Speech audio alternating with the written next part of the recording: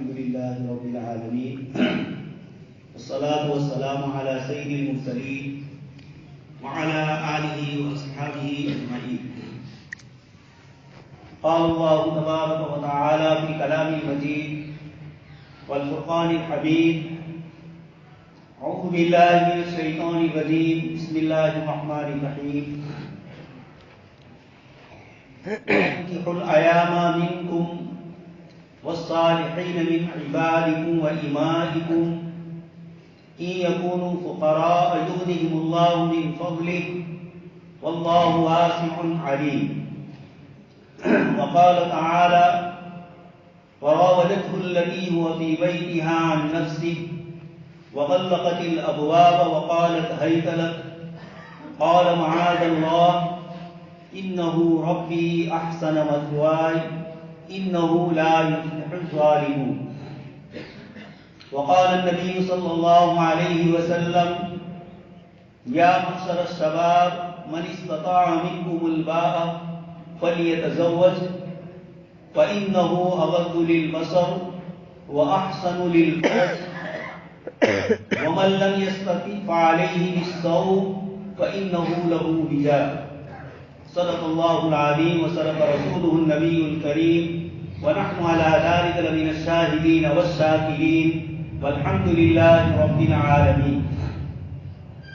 محترم و مکرم حضرات علماء کرام اور ایمان والے بھائیوں، کلام پاک کی جن آیات کے آپ حضرات کے سامنے تلاوت کی، اس میں اللہ تبارک و تعالی نے نکاح کے مسائل کو بیان فرمایا. انسانی زندگی میں شادی بیاہ کا مسئلہ زندگی کا سب سے بڑا اور اہم مسئلہ ہے. اللہ تبارک و تعالی نے انبیاء کرام علیہ السلام کو جو بھیجا، یہ 5 بڑے مقاصد کے لیے بھیجا ہے. تمام انبیاء کرام علیہ السلام کی شریعت میں اللہ تبارک و تعالی نے انبیاء کرام علیہ السلام کے ذریعے ان 5 مقاصد کو لوگوں کے سامنے واضح فرمایا. اس میں سب سے پہلا مقصد ہے حفاظت ایمان. اپنے اللہ اور اس کے رسول کے ساتھ جو تعلق ہونا چاہیے، اللہ پاک نے ہمیں اپنی ذات اور صفات کے متعلق جو عقائد قرآن کریم میں اور احادیث مبارکہ میں اس کی تشریح کے طور پر ذکر کیے گئے، اللہ پاک کی صفات کو، توحید کو، اللہ پاک کے جو بنیادی صفات کو اللہ تبارک و تعالیٰ نے قرآن کریم میں کھول کر بتلایا، اثباتی صفات بھی جس میں اللہ پاک کی صفات یہ ہے پازیٹیو طور پر اور حکاراتمک طور پر جو بتلایا گیا، ان صفات کو بھی جاننا ضروری ہے. اسی کے ساتھ اللہ پاک نے اپنی ذات عالی کی نسبت جن چیزوں کے ساتھ ہونے کی قرآن کریم میں نفی فرمائی. اللہ پاک ایسے نہیں ہے، یہ صفت اللہ پاک کی ذات عالی کے ساتھ مناسب نہیں ہے. ایسی صفات کو منفی صفات کہا جاتا ہے، نیگیٹو. ایک مسلمان اور ایک مومن جیسے اللہ پاک کی ذات عالی علیم ہے، خبیر ہے، بصیر ہے، سمیع ہے، ان صفات کو جیسے جاننا ضروری ہے، اس طریقے سے یہ بھی جاننا ضروری ہے قدوس، کہ اللہ پاک کی ذات ہر عیب سے پاک، سبحان. مخلوق میں جو عیب ہوتے ہیں، مخلوق میں جو صفات ہوتی ہے، اللہ پاک کی ذات عالی میں وہ صفات نہیں. اللہ پاک نے ارشاد فرمایا: لم یلد ولم یولد وَلَمْ يَكُنْ لَهُ كُفُوًا أَحَدٌ. چھوٹی سی سورت ہے سورہ اخلاص. اللہ پاک نے اس میں اپنی مثبت صفات کو بھی ذکر فرمایا. قُلْ هُوَ اللَّهُ أَحَدٌ. آپ یہ فرما دیجئے ساری دنیا انسانیت کو کہ هُوَ اللَّهُ أَحَدٌ. اللہ تبارک تعالیٰ کی ذات وہ اکیلی ہے اپنی ذات میں، اپنی صفات. اللہ الصمد، اور اس کی ذات بے نیاز. الصمد کی تفسیر حضرت عبداللہ ابن عباس رضی اللہ تعالیٰ عنہ فرماتے ہیں کہ ساری مخلوق جس کی محتاج اور وہ کسی کا محتاج نہ ہو. یہ ہے صفت سمدیت۔ اللہ پاک نے اس صورت میں ہمیں بتلایا کہ اللہ ہی کی ذات وہ ہے کہ ساری مخلوق اپنے نفع اور نقصان کی چیزوں میں، نفع کی چیزوں کو حاصل کرنے میں اور نقصان کی چیزوں سے بچنے میں اللہ پاک کی محتاج۔ یہ تو مخلوق کے اعتبار سے فرمایا، لیکن ساتھ میں یہ بھی فرمایا وہ کسی کا محتاج ہے۔ یہی اس کی شان ہوتی ہے کہ مخلوق اس کی محتاج ہو، نعوذ باللہ، اور وہ بھی کسی چیز میں مخلوق کا محتاج۔ اللہ پاک نے قرآن کریم میں ان معبودوں کے متعلق ذکر فرمایا جن کو اللہ پاک کی ذات عالی کے علاوہ جن کی پرستش کی جاتی ہے۔ آج بھی انسانوں کی ایک بہت بڑی تعداد ایسی ہے جو اللہ تبارک و تعالیٰ کے ساتھ مخلوق کو بھی نفع نقصان کا مالک سمجھتے، جو ان کو خالق اور مالک کا درجہ دیتی ہے۔ سورہ انعام میں اللہ پاک نے بہت کھول کر اپنی توحید کی مثالوں کو ذکر فرمایا، اور سورہ نحل میں اپنی قدرت اور اپنی طاقت کو ذکر فرمایا، اور اس کے ذریعے اللہ پاک نے ہمیں بتلایا کہ اللہ تبارک و تعالیٰ اپنی ذات اور صفات میں مخلوق کا کسی اعتبار سے محتاج ہے۔ اسی لیے آگے فرمایا لم یلد ولم یولد، نہ وہ کسی سے جنا گیا اور نہ وہ کسی کو جنے گا، نہ اس کے باپ اور اس کی ماں ہے، اور نہ وہ کسی کا نعوذ باللہ باپ بن سکتا۔ صاف فرما دیا لم یلد ولم یولد ولم یکن لہ کفوا احد، اور مخلوق میں سے کوئی اس کے برابر نہیں ہو سکتا۔ کوئی کائنات کی چیز اس کی صفات تک نہیں پہنچ سکتی۔ لا تدرکہ الابصار وہو یدرک الابصار، نگاہیں وہاں تک پہنچ نہیں سکتی ہے، اور وہ کائنات کے ذرے ذرے پر اس کا احاطہ ہے۔ مخلوق کے لیے فرمایا ولا یحیطون بشیء من علمہ الا بما شاء، اس کے علم میں سے بھی وہ جتنا چاہتا ہے اتنا ہی مخلوق کو علم حاصل ہوتا ہے۔ الا من ارتضى من رسول فانه يسلك من بين يديه ومن خلفه رسلا ولا يظهر على غيبه احدا، اپنے غیب کے اوپر کسی کو مطلع نہیں کرتا الا، اور آگے پھر اس کے بعد فرمایا جس کو چاہتا، جس کے علم کا یہ حال ہو، جس کی قدرت اور طاقت کا یہ حال ہو، اس کے لیے مقاصد میں سے 5 مقصد میں سے سب سے پہلا مقصد حفاظت دین، ہمارے دین کی، ایمان کی حفاظت۔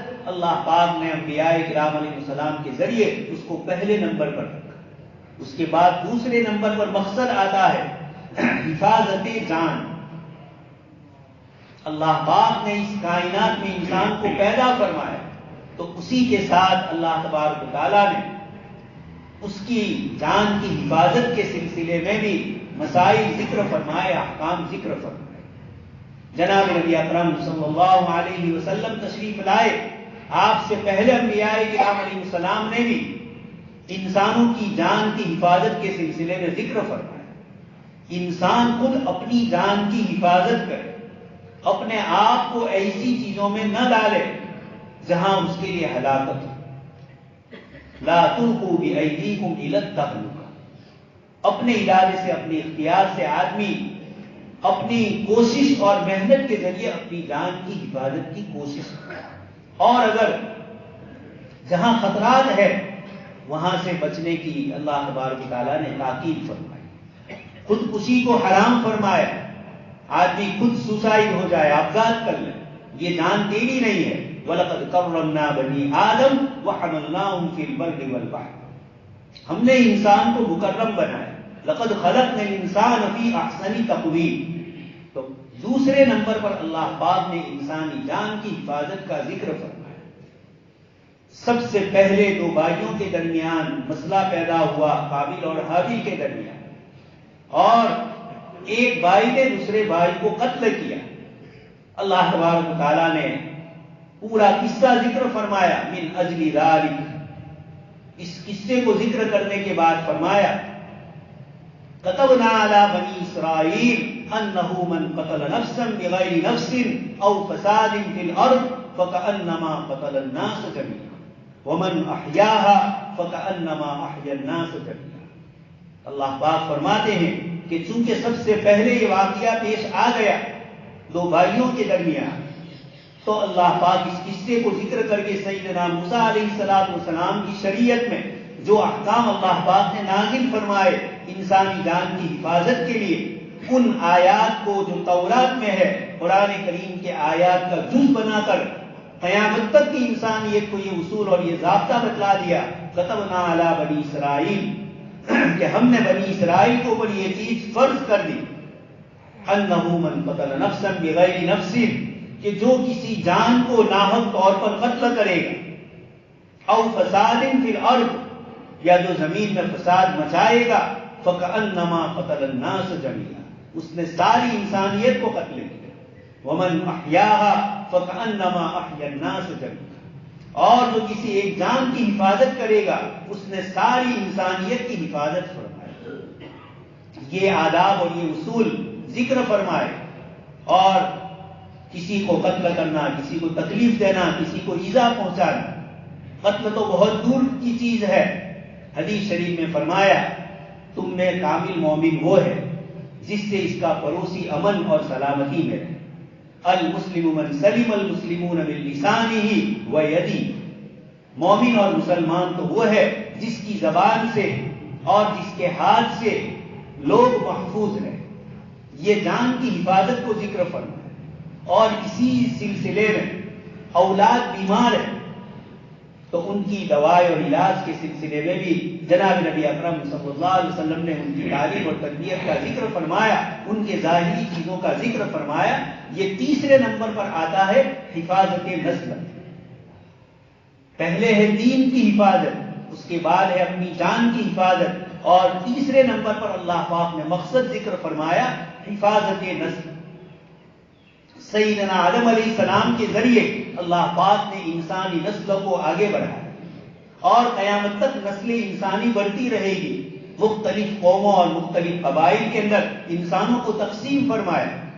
اس سلسلے کو جاری رکھنے کے لیے اللہ تبارک و تعالیٰ نے نکاح کے سلسلے کو اللہ پاک نے مشروع فرمایا۔ قرآن کریم کے آیات میں نکاح کی فضیلت کو ذکر فرمایا، اور زنا کاری کو حرام فرمایا۔ زنا کاری تک پہنچانے کے جتنے ذریعے ہو سکتے ہیں، جس میں سب سے پہلی نکاح ہے، قل للمؤمنین یغضوا من ابصارہم، آپ ایمان والے مردوں سے کہہ دیجئے اپنی نگاہوں کو نیچی رکھیں، ویحفظوا فروجہم، اور اپنی شرمگاہوں کی حفاظت کریں۔ یہی حکم مومن عورتوں کو بھی اس کے بعد والی آیت میں دیا گیا، اور جو آیت میں نے آپ حضرات کے سامنے پڑھی اس میں بھی فرمایا وَأَنكِحُوا الْأَيَامَ مِنكُمْ، تم میں جو لوگ بے شادی شدہ ہے، جن کی شادی نہیں ہوئی ہے، انکحوا الایام، ان کے رشتہ داروں کو، ان کے ولیوں کو، ان کے ماں، ان کے اوپر جو سرپرست ہے، ان کو یہ حکم دیا انکحوا، نکاح کراؤ۔ نکاح کرنے کا حکم تو جس کو دیا ہے اس کو ہے ہی، لیکن چونکہ لڑکا اور لڑکی بالغ ہوتے ہیں، جوان ہوتے ہیں، یہ شرم محسوس کرتے ہیں، اس لیے ان کے اولیاء کو قرآن کریم نے حکم دیا وَأَنكِحُوا الْأَيَامَ، تم شادی کراؤ بے شادی شدہ۔ یہ کیوں فرمایا گیا؟ جتنی شادی عام ہوگی اور نوجوانوں کی نگاہوں کی حفاظت ہوگی، ان کی شرمگاہوں کی حفاظت ہوگی، اتنی نسل انسانی زنا کاری سے، برائیوں سے بچے گی، لوگوں کی جان کی، مال کی، عزت کی، آبرو کی، یہ سب چیزوں کی حفاظت اللہ پاک نے نکاح میں رکھی۔ بہت سارے فتنے اور فساد کیوں ہوتے ہیں دنیا میں؟ اس کے پیچھے مرد اور عورت کے مسائل۔ رات دن ہم اپنی آنکھوں سے، پہلے تو یہ مسئلہ کبھی کبھار ہوتا تھا، آج کی بے شرمی اور بے حیائی نے سماج اور سوسائٹیوں کے اندر جو لڑائی جھگڑے فتنے فساد پیدا کیے، ان کی ایک بڑی وجہ یہی ناجائز تعلقات تھے۔ اس لیے اللہ پاک نے جتنی شریعتیں نازل فرمائی، ان تمام انبیاء کرام علیہ السلام کو نکاح کے سلسلے کے احکام ذکر فرمائے، اور آیت کریمہ میں فرمایا وَلَقَدْ أَرْسَلْنَا رُسُلًا مِّن قَبْلِكَ وَجَعَلْنَا لَهُمْ أَزْوَاجًا وَذُرِّيَّةً، آپ سے پہلے ہم نے بہت سارے انبیاء کرام علیہ السلام کو بھیجا اور ان کو بیوی بچوں والا بنا۔ کتنا شاندار جملہ ہے قرآن کریم کا، ہم نے ان کو اولاد والا، بیوی والا بنا۔ یہ کیوں ہے؟ تاکہ انسان کی نگاہ کی حفاظت ہو، شرمگاہ کی حفاظت ہو، اور پھر اس کے ذریعے جو نسل آگے چلے گی اس نسل کے اندر کوئی گڑبڑ نہیں آئے گی۔ یہ قرآن کریم کی مختلف آیتوں میں اور احادیث مبارکہ میں اللہ تبارک و تعالیٰ نے حفاظت نسل کا انتظام فرمایا۔ ایک نسل سے دوسری نسل تک اولاد آدم کا بڑھنا ہے۔ تزود الولود الولود فإنی مکاثر بکم الامم یوم القیامہ۔ آپ صلی اللہ علیہ وسلم فرماتے ہیں کہ تم بچے جننے والی اور محبت کرنے والی عورتوں سے شادی کرو، اس لیے کہ کل قیامت کے دن میں دوسری امتوں کے سامنے فخر محسوس کروں گا، یہ میری امت ہے، جن کو آپ صلی اللہ علیہ وسلم نے فرمایا۔ صحابہ نے عرض کیا کہ اللہ کے رسول صلی اللہ علیہ وسلم اتنی ساری امتوں کے درمیان آپ ہمیں کیسے پہچانیں گے؟ آپ صلی اللہ علیہ وسلم نے ارشاد فرمایا، تمہارے اعضائے وضو کے چمکنے سے حرم محجلین، تمہارے چہروں کی رونق اور تمہارے سجدہ کرنے کے جو اعضاء ہیں ان سب کے اوپر اللہ تبارک تعالیٰ کی طرف سے ہاتھ اور پیر میں نورانیت ہوگی۔ آپ صلی اللہ علیہ وسلم فرماتے ہیں اس سے میں اپنی امت کو پہچان لوں گا۔ دوست اور بزرگوں، اس سے نماز کی اہمیت اور نماز کی تاکید بھی معلوم ہوتی ہے کہ آپ صلی اللہ علیہ وسلم نے اپنی امت کی کثرت کو چاہا، لیکن کثرت کو پہچاننے کے لیے جو علامت بتلائی اس میں نماز کو علامت کے طور پر پیش کیا۔ اس لیے میں اپنے نوجوان بھائیوں سے کہوں گا، آج کل ہماری عبادتوں میں سستیاں آ گئی، اس میں نماز میں سب سے پہلی سستی حضرت عمر بن خطاب رضی اللہ تعالیٰ عنہ کا مقولہ ہے، آپ کا قول ہے کہ کسی انسان کو پہچاننا ہو کہ اس کے کام کاج کیسے چلتے ہیں، اس کی نماز کو دیکھ لیا ہے۔ ان اہم امورکم عندی الصلاۃ، جناب نبی اکرم صلی اللہ علیہ وسلم نے بھی فرمایا تمہارے تمام امور میں میرے نزدیک سب سے اہم چیز نماز ہے۔ جس نے اس کی حفاظت کی وہ تمام دوسری چیزوں کی بھی حفاظت کرے، اور ومن ضیعھا، جس نے نماز کو ضائع کیا زندگی کے دوسرے اس کے کام کاج دیکھیں گے اس میں بھی گڑبڑیں ہوگی۔ یہ آپ صلی اللہ علیہ وسلم نے اور امیر المؤمنین حضرت عمر بن خطاب رضی اللہ تعالیٰ عنہ نے ایک مومن کی نماز کی درستگی پر اس کی زندگی کے سارے معاملات اور مسائل کی درستگی کی طرف اشارہ کرا۔ اس لیے دوست اور بزرگوں، حفاظت نسل پر میں گفتگو کر رہا تھا، چونکہ نکاح کی مجلس ہے، نکاح کو بھی اللہ تبارک تعالیٰ نے اسی لیے مشروع فرمایا اور اتنی فضیلتیں ذکر فرمائی کہ اس کے ذریعے اللہ تبارک تعالیٰ نے نسل کی بڑھوتری کا اس کو ایک ذریعہ بنایا۔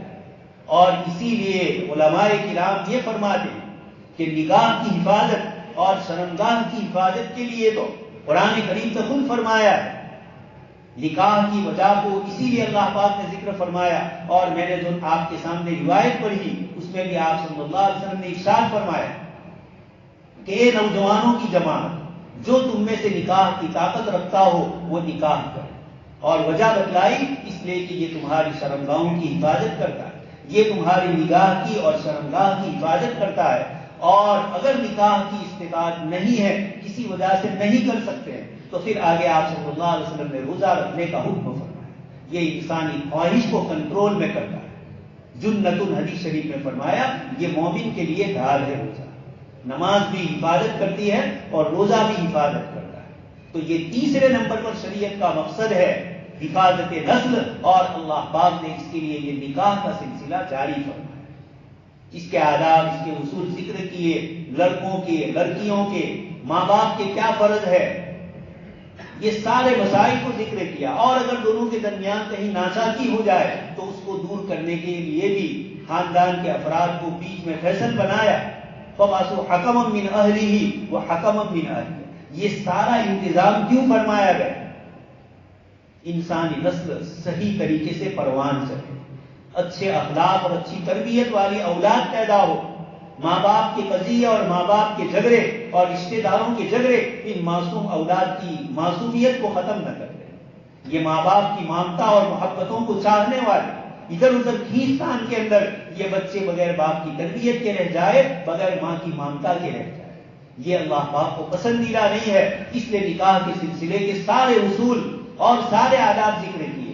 جہاں جہاں سے بھی سماج اور سوسائٹی میں گڑبڑیں پیدا ہو سکتی ہے، آپس میں ناچاکیاں ہو سکتی ہے، چاہے وہ میاں بیوی میں ہو، چاہے گھر کے افراد کے درمیان، چاہے دونوں خاندانوں کے درمیان، یہ ساری چیزوں سے شریعت مطہرہ نے اس لیے صاف اور پاک کروایا تاکہ آنے والی نسل صحیح اسلامی تعلیم اور تربیت کے ساتھ سائیکولوجیکل اس کے اوپر کوئی دوسرا ایفیکٹ نہ پڑے، یہ بچے تندرستی کے ساتھ، تندرست دماغ کے ساتھ اپنا بچپنا سے جوانی کی طرف آگے بڑھے۔ یہ سارے انتظام قرآن کریم نے اور جناب نبی اکرم صلی اللہ علیہ وسلم نے ہمیں اس دنیا میں بھیج کر یہ ساری چیزیں بتلائی، اور آپ صلی اللہ علیہ وسلم کی تعلیمات میں یہ ساری چیزیں موجود۔ دوستو اور بزرگوں، اللہ پاک کا شکر ادا کرنا چاہیے کہ اللہ پاک نے ایسے نبی کی امت میں پیدا فرمایا جنہوں نے زندگی کے ہر موڑ پر ہماری رہنمائی فرمائی۔ کوئی مسئلہ ایسا نہیں ہے کہ جہاں ہمیں کسی کے پاس بھیک مانگنے کی ضرورت پڑے، نہ کمیونزم میں، نہ کیپیٹلزم میں، نہ دنیا کے اور دوسرے جتنے نظام، لوک شاہی اور سیکولر نظام کے جو انسانوں کے گڑے ہوئے اصول اور ضابطے ہیں، یہ سب انسانی اپنی عقل اور انسان کی اپنی سمجھ اور اپنی فکر کے اعتبار سے ہوتے ہیں، اور اللہ پاک کے جو احکام ہوتے ہیں احکم الحاکمین ہیں، وہ ماضی کو بھی جانتے ہیں، حال کو بھی جانتے ہیں، مستقبل میں کیا ہونے والا ہے اس کو بھی جانتے ہیں۔ انسانی قانون میں یہ چیزیں نہیں ہوتی ہے، اس لیے انسانی قانون میں تبدیلی ہوتی رہتی ہے۔ تو اللہ پاک نے تیسرے نمبر پر حفاظت نسل کو رکھا، اور وہی آج کی ہماری نکاح کا بھی موضوع۔ اس کے بعد دو چیزیں اور ہیں، حفاظت عقل ہے، انسانی عقل کی حفاظت کا اس شریعت میں انتظام کیا ہے۔ وہ تمام چیزیں جو انسانی عقل میں نقصان پہنچاتی ہے، ان چیزوں سے شریعت نے منع فرمایا، جس میں سب سے بڑی چیز ام الخبائث شراب۔ شراب سے جناب نبی اکرم صلی اللہ علیہ وسلم کے ذریعے اللہ پاک نے اس امت کو روکا، اور یہ فتنے اور فساد لاتا ہے۔ 7ویں پارے میں جہاں شراب کا ذکر فرمایا، اللہ پاک نے فرمایا انما یرید الشیطان ان یوقع بینکم العداوۃ، شیطان یہ چاہتا ہے شراب اور جوا۔ آج کل ہمارے مسلم بھائیوں میں بھی شراب دوسری شکلیں بدل کر آ رہا ہے۔ آپ صلی اللہ علیہ وسلم نے 1400 سال پہلے فرمایا تھا میری امت شراب پیے گی، اس کا نام بدل کر دی، کیفیتیں وہی ہوگی اندر کی، لیکن نام بدل جائے گا، شکل ظاہر میں بدل جائے گی۔ اور دوسری چیز دوست اور بزرگوں، جوا، سٹہ بازی، قمار بازی، یہ مال و دولت کو ضائع کرتا ہے، انسانوں میں دشمنیوں اور عداوتوں کو پیدا کرتا ہے۔ یہ چیز بھی ہمارے دیہاتوں میں کثرت سے پائی جاتی ہے، لوگ جوا کھیلتے ہیں۔ جب بھی اخبار میں ہم کسی جگہ یہ دیکھتے ہیں کہ فلانی جگہ جوا کھیلنے والے پکڑے گئے، میری نظر پڑتے پہلے دماغ میں آتا ہے کہ شاید کوئی مسلمان اندر ہوگا، اور جب نام پڑھتے ہیں تو مسلمانوں کے نام آتے ہیں جن کے نبی نے شراب کو اس طریقے سے حرام کیا اور اس طریقے سے لوگوں کی عادت ڈالی کہ جب آپ صلی اللہ علیہ وسلم پر یہ آیت کریمہ نازل ہوئی جس میں یہ فرما دیا انما الخمر والمیسر والانصاب رجس من عمل الشیطان فاجتنبوه لعلکم تفلحون، جب اللہ کے رسول صلی اللہ علیہ وسلم کے اوپر یہ آیت نازل ہوئی اور مدینہ کی گلی میں حضرت انس بن مالک رضی اللہ تعالیٰ عنہ فرما دیا کہ جناب نبی اکرم صلی اللہ علیہ وسلم کا منادی یہ پکار رہا تھا، اور اس سے پہلے شراب حرام نہیں تھی، تو حضرت طلحہ اور دوسرے حضرات جو تھے ابو طلحہ، ان کے گھر کے اندر شراب کی مجلس چل رہی، باہر آواز آ رہی ہے کہ شراب ہمیشہ کے لیے حرام کر دی گئی۔ مجھے بھیجا کہ جاؤ دیکھو کیا آواز آ رہی ہے۔ جب میں گیا میں نے آ کر خبر دی تو جو شراب کے جام ان صحابہ کے حال میں تھے انہوں نے اس کو لے لیا۔ مدینہ سے اسی وقت شراب ختم ہو، اسی دن سے مدینہ منورہ میں شراب کی شکلیں، اور اس کے لیے آپ صلی اللہ علیہ وسلم نے یہاں تک انتظام فرمایا کہ جن برتنوں میں شراب پی جاتی ان برتنوں کو بھی ایک مدت کے لیے آپ صلی اللہ علیہ وسلم نے استعمال کرنے سے منع فرمایا۔ اس کے پیچھے محدثین فرماتے ہیں وجہ یہی تھی کہ شاید اس کو دیکھ کر شراب یاد آ جائے اور لوگ شراب میں مبتلا ہو جائیں۔ دوستوں اور بزرگوں، سماجی زندگی میں سب سے زیادہ لڑائی اور جھگڑے میاں بیوی میں جو ہوتے ہیں یہی شراب اور یہی جوا ہوتا ہے۔ ہم غور کریں گے ہمارے سماج اور سوسائٹیوں گھروں میں جو جھگڑے ہوتے ہیں، فساد ہوتے ہیں، پہلے زمانے میں بھی پائے جاتے تھے، آج بھی شراب پی کر آ کر شوہر اپنے بیوی اور بچوں کے اوپر ظلم اور زیادتی کرتا ہے، کمانے نہیں جاتا، شرابی بھی سست ہوتا ہے اور جوا کھیلنے والا بھی سست ہوتا ہے۔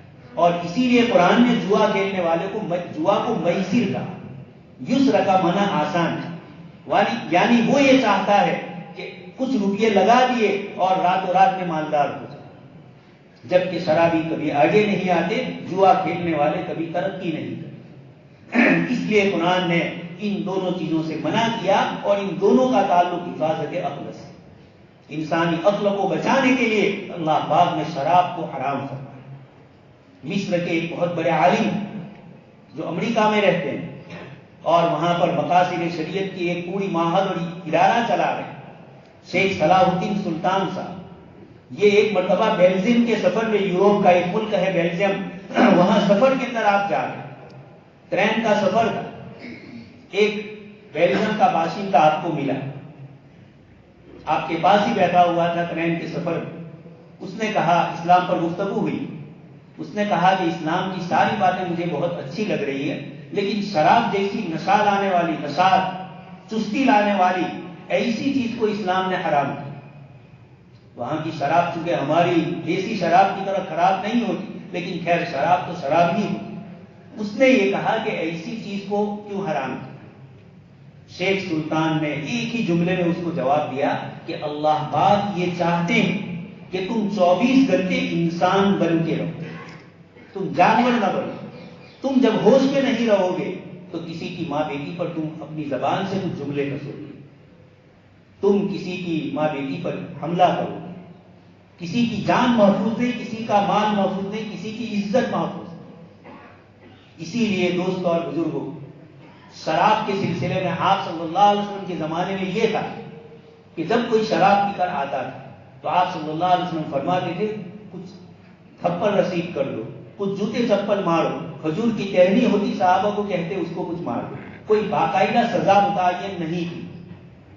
جب حضرت عمر بن خطاب رضی اللہ تعالیٰ عنہ کا دور خلافت آیا اور لوگ دوسرے بھی اسلام میں داخل ہوئے اور شراب وہاں سے آئی تو شراب پینے والوں کی کچھ زیادتی ہو، حضرت عمر رضی اللہ تعالیٰ عنہ ایسے مسائل کے موقع پر شورا بھی بلاتے تھے، مجلس شورا کمیٹی تھی اور ان کو بلایا صحابہ کرام اور یہ کہا کہ صرف چپل اور جوتے سے یہ لوگ شراب سے نہیں باز آئیں گے، اس لیے ان کے لیے کوئی باقاعدہ اسلامی سزا متعین کی جائے۔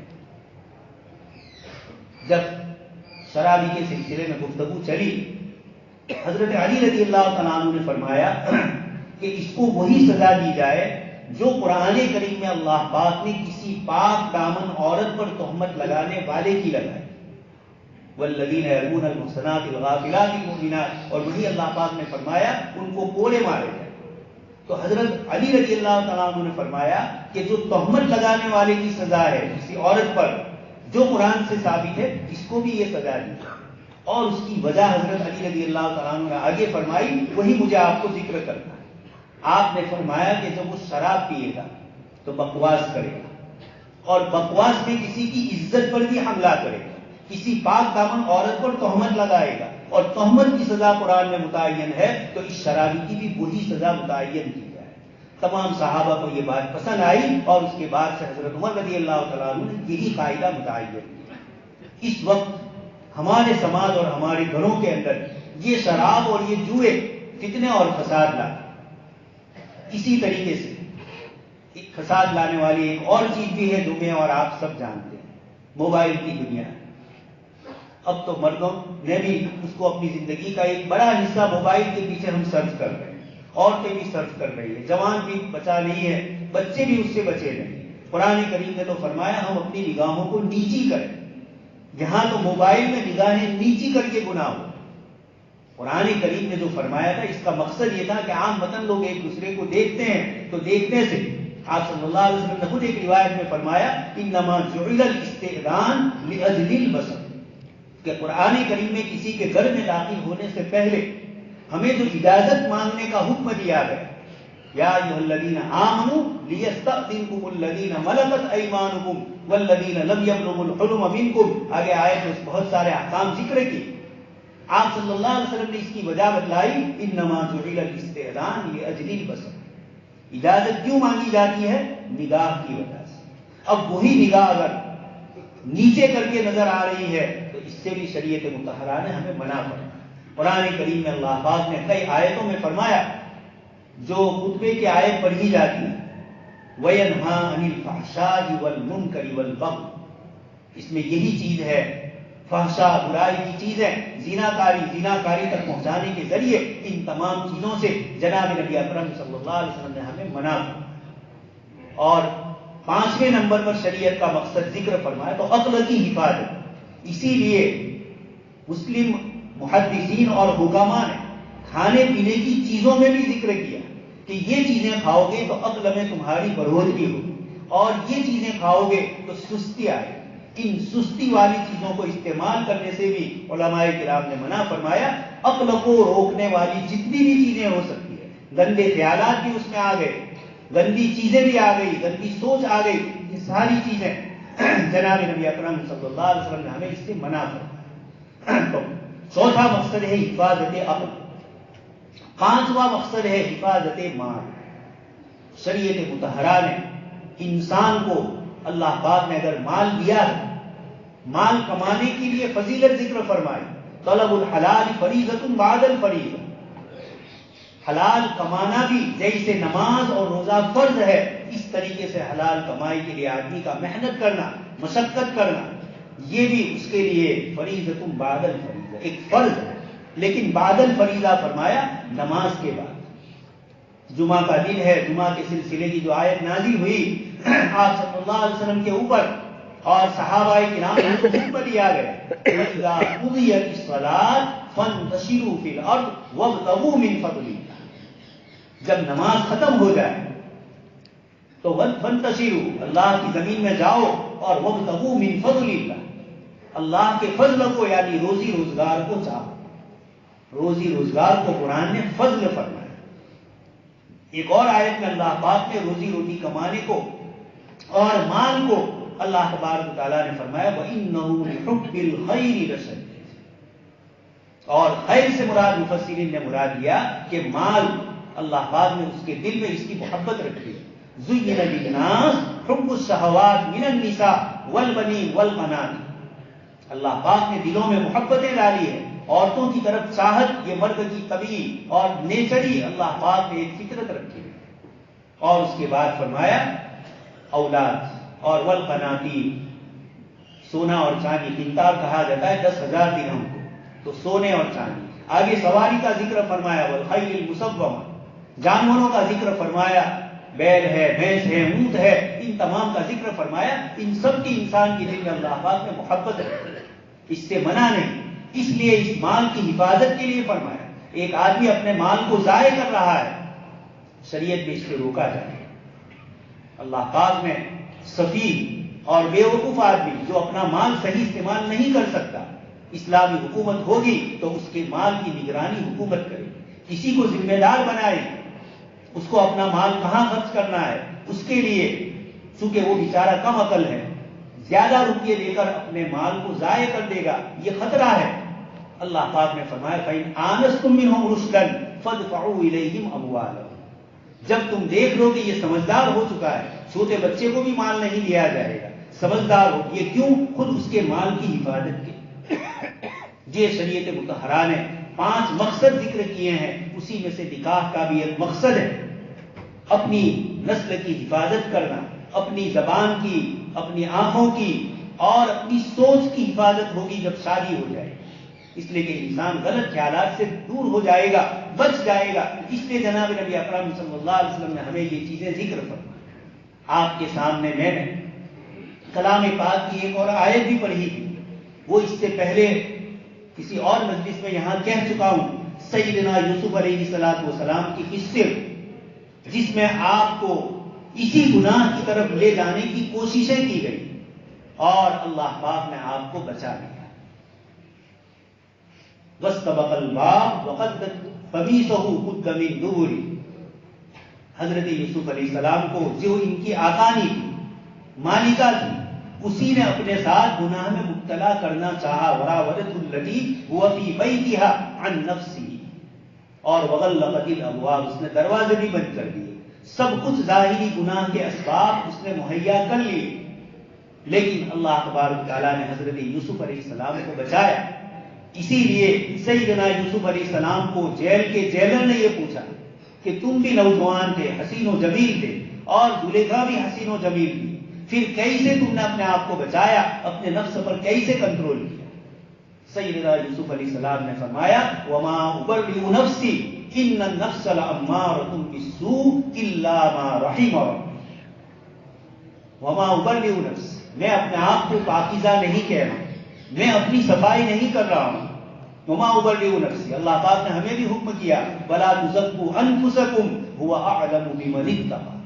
اپنے تقویٰ کے سلسلے میں لوگوں کے سامنے مت کہو کہ میں ایسا متقی ہوں. هو اعلم بمن اتقى، تقویٰ جس کے پاس جانا ہے، جس ذات کو اس کا امتحان لینا ہے، وہ ذات جانتی ہے کہ اس کے اندر تقویٰ کتنا ہے.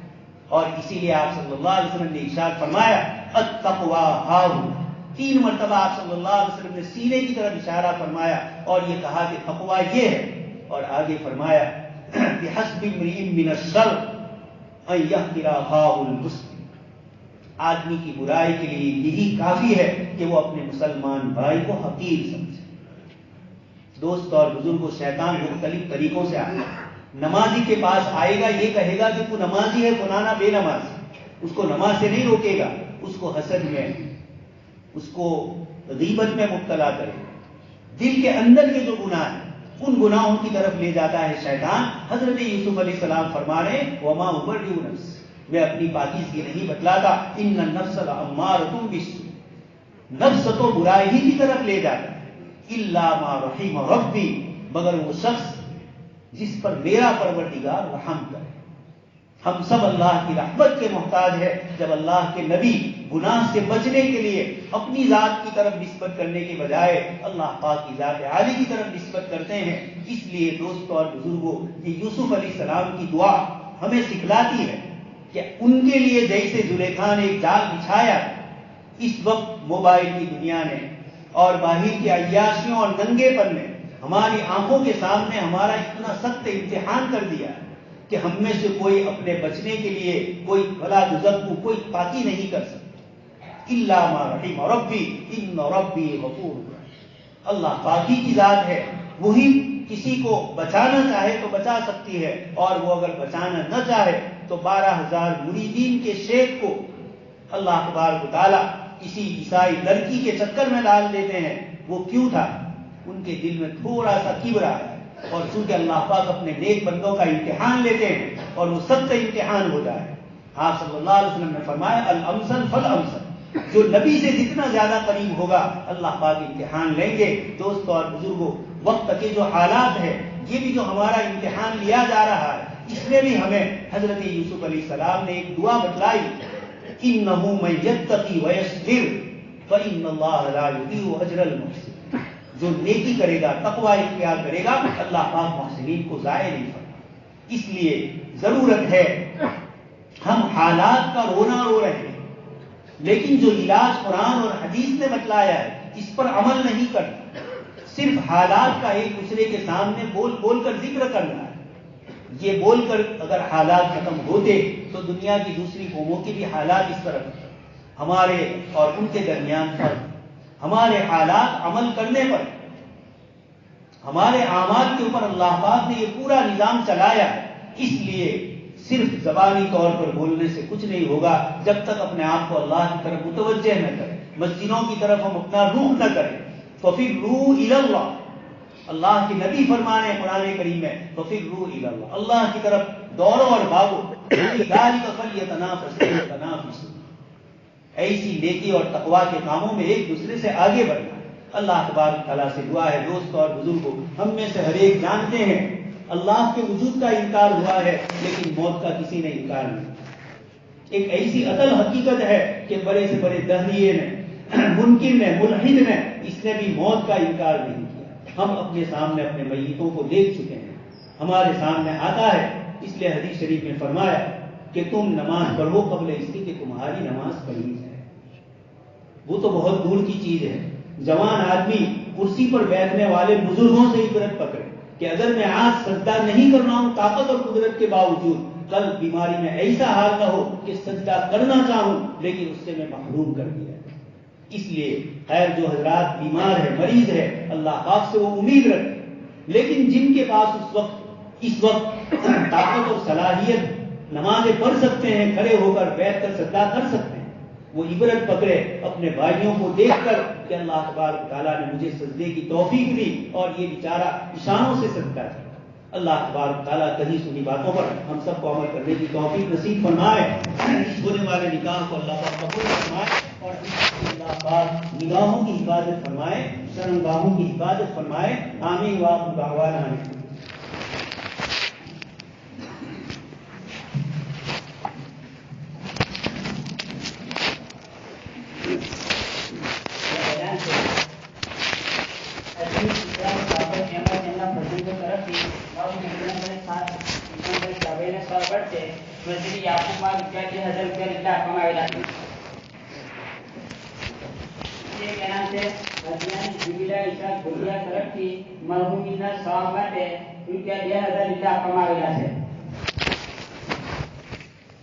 બીજે એક એનામ છે જુમાની નમાઝ